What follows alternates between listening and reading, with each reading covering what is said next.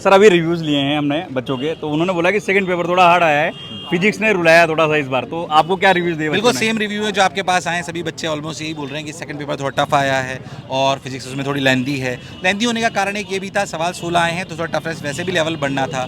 ऐसा इसलिए हो रहा है क्योंकि इन्होंने 8 सवाल न्यूमेरिकल टाइप दे दिए हैं, तो आप समझिए उसमें से इनफाइनाइट में से आंसर ढूंढना है ना। तो जैसे न्यूमेरिकल टाइप आता है वैसे ही बहुत टफ हो जाता है। उसका कारण ये होता है क्योंकि आप समझिए कि जब सब्जेक्टिव पेपर आता था तब स्टेप्स मार्किंग भी मिल जाया करती थी, पर न्यूमेरिकल टाइप में तो बिल्कुल आपका आंसर परफेक्ट होना चाहिए। तो ये लेंथीनेस बढ़ा देता है। जो भी बच्चे मुझे सुन रहे हैं उनसे कहना चाहता हूँ, बिल्कुल डरने की आवश्यकता नहीं है। सेकंड पेपर टफ था और जो मैं बार बार रिपीट कर रहा हूँ, फिर से उसको बोल रहा हूँ, इसमें से कुछ ही हज़ारों की सीटें जो IIT तक पहुँचेंगे, पर मैं आपको दावे के साथ बोल सकता हूँ जो इस एग्जामिनेशन में 1,93,000 बच्चे पहुँचे एग्जामिनेशन देने, हो सकता है 1,90,000 ने एग्जामिनेशन दिया हो पर फॉर्म इतनों ने भरा था, जो एग्जामिनेशन देने पहुंचे हैं उनमें से 90 से प्रतिशत ज़्यादा बच्चे जीवन में सफल होंगे, क्योंकि यहाँ तक पहुंचना भी आसान नहीं था। इसलिए कृतज्ञता रखिए ईश्वर के प्रति, अपने मम्मी पापा के प्रति, अपने गुरुजनों के प्रति, और खुद पर भी दया कीजिए क्योंकि आप यहाँ तक पहुँचे हो, ये कोई छोटी मोटी बात नहीं है। 60,000 बच्चे तो वो थे जो हिम्मत ही नहीं जुटा पाए कि वो एग्जामिनेशन देने आ पाएँ। तो आप बहुत काबिल बच्चों में से, देश के काबिल बच्चों में से एक हैं,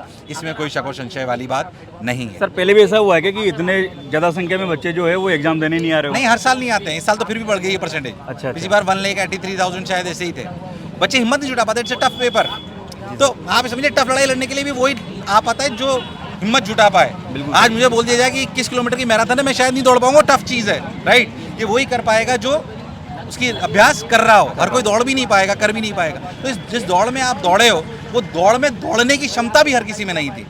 सोचिए जिन्हें चांस मिला उसमें से भी 60,000 बच्चों ने देने की क्षमता ही नहीं उठा पाए। तो आप सौभाग्यशाली हो हर प्रकार से। जो यहाँ तक पहुँचा है वो अगर ये कह दे कि मेरी किस्मत खराब थी, ये शब्द हम नहीं सुनना चाहते।